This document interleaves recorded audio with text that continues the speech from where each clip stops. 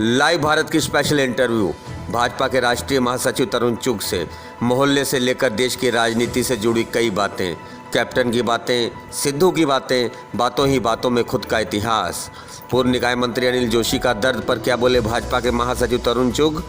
ढेर सारी बातें केवल लाइव भारत पर। जय हिंद, जय भारत। दोस्तों, आप देख रहे हैं लाइव भारत में, मैं आपका दोस्त सफर शुक्ला। किसी के ड्राइंग रूम में अगर उनकी फोटो लगी हो तो वहीं से अंदाजा हो जाता है कि वो कितने प्रिय हैं। हम फोटो दिखाते हैं और हम आपको कहानी बताते हैं, और कहानी बताते हैं इस ऑफिस की, और इस ऑफिस की कहानी और एक बूथ इंचार्ज से लेकर। पहले हम तस्वीरें दिखा देते हैं, क्योंकि मोह जहाँ से हो वहीं से तस्वीरें होती हैं।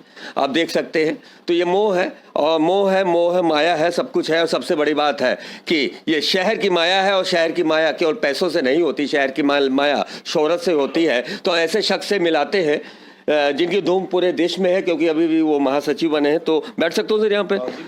कोरोना का कोई डर तो नहीं? चलिए, कोरोना भाग जाता है भाईचारे में। सर ये बताइएगा, ये जो तस्वीरें हैं ये तीनों आपके लिए एक पूज्य के बराबर हैं। आइडियल है। राइट सर, आइडियल है। ठीक है।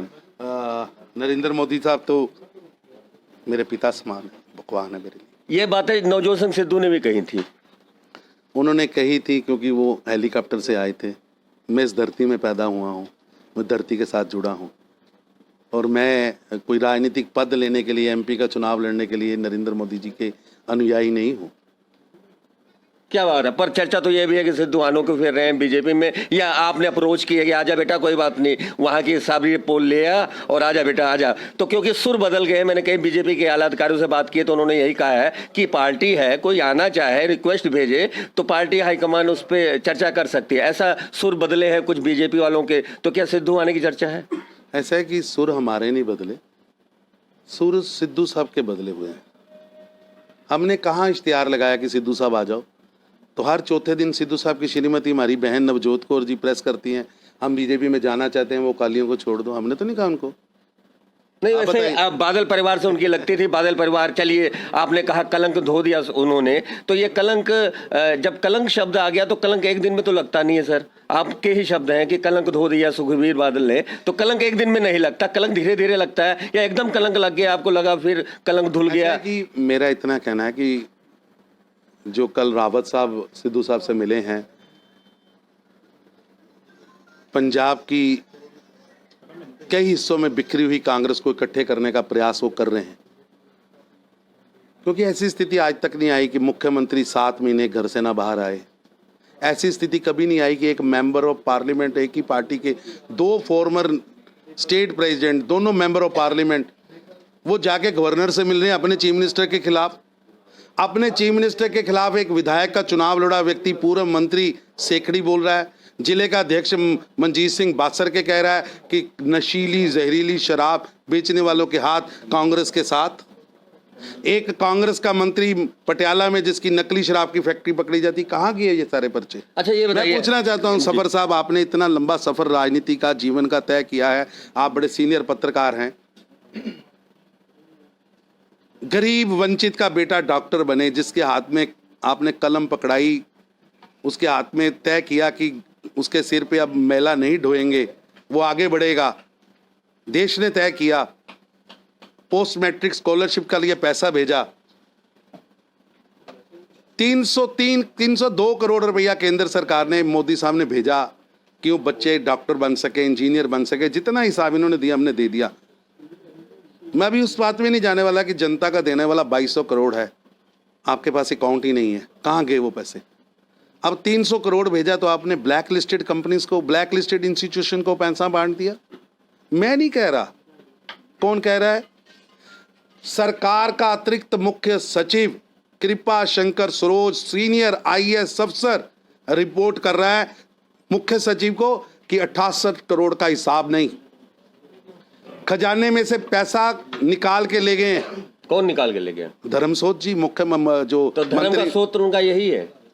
देखिए, कैप्टन साहब को चाहिए, अगर थोड़ी सी भी मर्यादा है, नैतिकता है, तो धर्मसोत पर आपराधिक पर्चा रजिस्टर्ड होना चाहिए कृपा शंकर सरोज की रिपोर्ट के आधार पर, और उनको जेल में भेजना चाहिए लेकिन सफर साहब ये कांग्रेस का सफर है, समय का सफर आपके नहीं पास है। तो सीबीआई भी तो है। मेरा कहना आपके पास सीबीआई तो है। हमने जांच भेज दी, हमने कमेटी भेज तो दी। सीबीआई की जांच, ये बड़ा खुलासा है भारत पर, जैसा कि है सीबीआई की जांच होगी, जैसा कि उन्होंने कहा है, सबसे सीबीआई की जांच के लिए कहा है। हमने ज्वाइंट सेक्रेटरी रैंक जो केंद्र सरकार का होता है उसकी जांच हमने भेजी है। एक ही बात है, वो धीरे धीरे वही पहुंचेगी, वो जांच होगी। और जब 2022 में हम सरकार बनाएंगे पंजाब के अंदर, गरीबों, वंचितों, किसानों की सरकार जब बनाएंगे, जी जी जी, तब सबसे पहले ये अपराधी जेल जाएंगे बिल्कुल सही बात जिन्होंने है। जो एससीओ का पैसा खाया। ऐसा बीजेपी का ये सीनियर जो महासचिव है, और सबसे बड़ी बात है कि अभी अभी राष्ट्रीय महासचिव बने, इनसे कुछ बातें करते हैं। सर, पहले दिन, वो दिन याद होगा जब मोबाइल का जमाना था या नहीं था, आपको फोन आया कि आप बूथ इंचार्ज बन गए या कुछ भी पदाधिकारी बन गए या जिले के अधिकारी बन गए, और जिस दिन आपको फिर फोन आया कि आप महासचिव बन गए, राष्ट्रीय महासचिव बन गए, तो दोनों बार कुछ दिमाग ने आपके दिल से कुछ कहा होगा। ऐसा है कि जब पहली बार ड्यूटी लगी थी तो अभी हल्की हल्की मूछें आई थी जी, दाढ़ी नहीं आई थी पार्टी का जब मैंने काम शुरू किया था। मेरे पिताजी मेरे को 1978 में शाखा में लेके गए, मैं तब 7 साल का था, और मेरे को जो पहली ड्यूटी अलॉट हुई थी भारतीय जनता पार्टी की ओर से, संघ विद्यार्थी परिषद छोड़ दीजिए, 1999 का लोकसभा का चुनाव 9 नवंबर 1999, मेरे को अभी तक डेट याद क्या है। बात है। तब डॉक्टर बलदेव प्रकाश जी अमृतसर से उम्मीदवार थे, रघुनंदन लाल भाटिया जी कांग्रेस से उम्मीदवार थे, पंथक उम्मीदवार कृपाल सिंह जी थे, और भारतीय जनता पार्टी के जो कार्यकर्ता माइक लेके गलियों में जाते थे, पेड लोग ऑटो लेके आज भी जाते हैं, उस समय टांगा और रिक्शा और ऑटो जाते थे, तो आतंकवादियों ने उनको मारना शुरू कर दिया था। मैं कॉलेज में पढ़ता था, तो अमृतसर के उस समय के महामंत्री हरीश तनेजा जी ने मेरे को डीएवी कॉलेज से बुलाया कि आपको इस ऑटो रिक्शा में बैठ के गली गली में जाना है और वोट मांगने हैं। क्या बात है, गली गली में पहली जाना है। अपॉइंटमेंट वाह, एक टांगे पर बैठकर क्या बात। भारतीय जनता पार्टी जी के वोट कीजिए, क्या डॉक्टर बात। बलदेव प्रकाश जी का चुनाव निशान कमल का फूल, तब तांगे का जमाना था। टांगे का जमाना था, इन हाथों से पोस्टर लगाए हैं। अरे वाह, क्या बात है। और मुझे गर्व है,